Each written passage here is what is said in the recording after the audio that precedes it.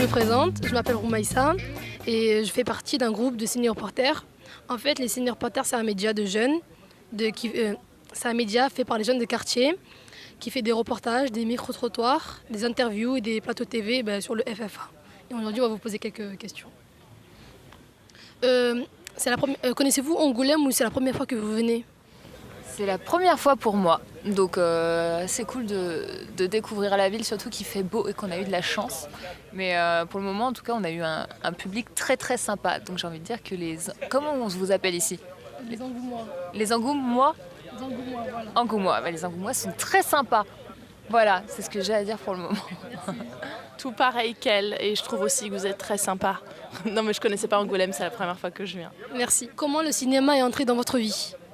Alors moi, ça vient juste d'arriver. En fait, à la base, j'ai une chaîne YouTube et on m'a contacté pour ce film-là, en me demandant si ça m'intéressait du coup de passer un essai pour le rôle de Claire. Et voilà, je connaissais déjà l'équipe de babysitting. J'étais très intéressée pour bosser avec eux parce que pour moi, c'est ceux en ce moment que je préfère niveau comédie.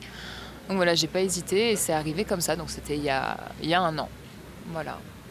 Et vous? Moi j'ai commencé par le théâtre il y a quelques années et à force de jouer, j'ai fait des rencontres, mais je voulais pas faire de cinéma à la base. Avec le temps, c'est arrivé et ça fait 3 ans à peu près que j'ai la chance de travailler avec des gens que j'adore et voilà, c'est arrivé par le théâtre en premier.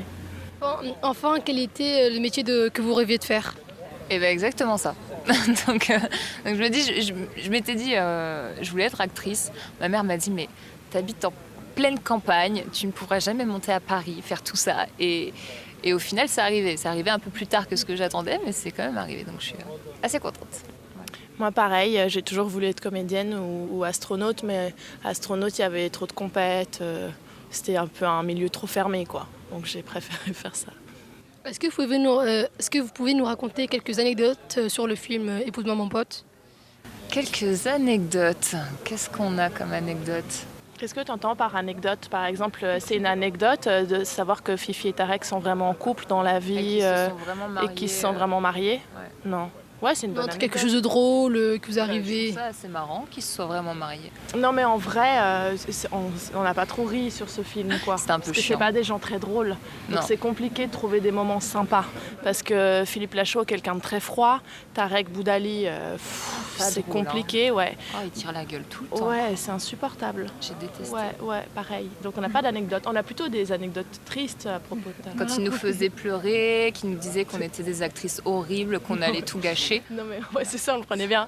Non mais en vrai, en fait, c'est compliqué de raconter des anecdotes parce qu'on a passé des super moments tout le temps. Donc ouais, c'était vraiment super.